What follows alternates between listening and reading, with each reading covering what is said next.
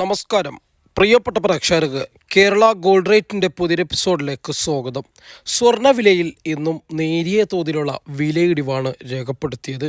സ്വർണ്ണവിലയിൽ ശക്തമായ രീതിയിലുള്ള വിലക്കയറ്റത്തിനു ശേഷം കഴിഞ്ഞ കുറച്ച് ദിവസങ്ങളായി സ്വർണ്ണവിലയിൽ ഇടിവാണ് രേഖപ്പെടുത്തുന്നത്. യുദ്ധം എങ്ങുമെത്താതെ എവിടെ എത്തുമെന്ന് പോലും അറിയാത്ത രീതിയിൽ ഇപ്പോൾ തുടർന്നു പോകുന്നതിൻ്റെ സാഹചര്യത്തിലാണ് സ്വർണ്ണവിലയിൽ വലിയൊരു മാറ്റങ്ങളൊന്നും ഇല്ലാതെ തുടർന്നു കൊണ്ടിരിക്കുന്നത്. സ്വർണ്ണവില വലിയ രീതിയിലുള്ളൊരു വിലക്കയറ്റം ഇസ്രായേലും ഫലസ്തീനും തമ്മിലുള്ള യുദ്ധം തുടങ്ങിയത് മുതൽ ഉണ്ടായിരുന്നു. എന്നാൽ ഇപ്പോൾ യുദ്ധം അവസാനിക്കുന്ന ചർച്ചകൾ നടക്കുന്നത് കൊണ്ടാവാം ഒരുപക്ഷെ സ്വർണ്ണവിലയിൽ വലിയ രീതിയിലുള്ള മാറ്റങ്ങളൊന്നും കാണാതെ നേരിയ തോതിലുള്ള ഇടിവ് മാത്രം തുടർന്നു കൊണ്ടിരിക്കുന്നത്.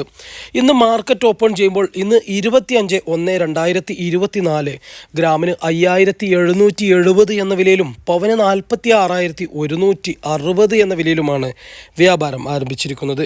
വരും ദിവസങ്ങളിലും ഒരുപക്ഷെ സ്വർണത്തിൻ്റെ വിലയിടിവ് തുടരാൻ സാധ്യതയുണ്ട് എന്നാണ് നിരീക്ഷകർ അഭിപ്രായപ്പെടുന്നത്. എന്നിരുന്നാലും യുദ്ധം അവസാനിക്കുന്ന പക്ഷം വലിയ രീതിയിലുള്ള ഒരു വിലയിടിവിന് സാധ്യതയുണ്ട്. വിൽക്കാൻ കാത്തിരിക്കുന്നവർക്ക് എത്രയും പെട്ടെന്ന്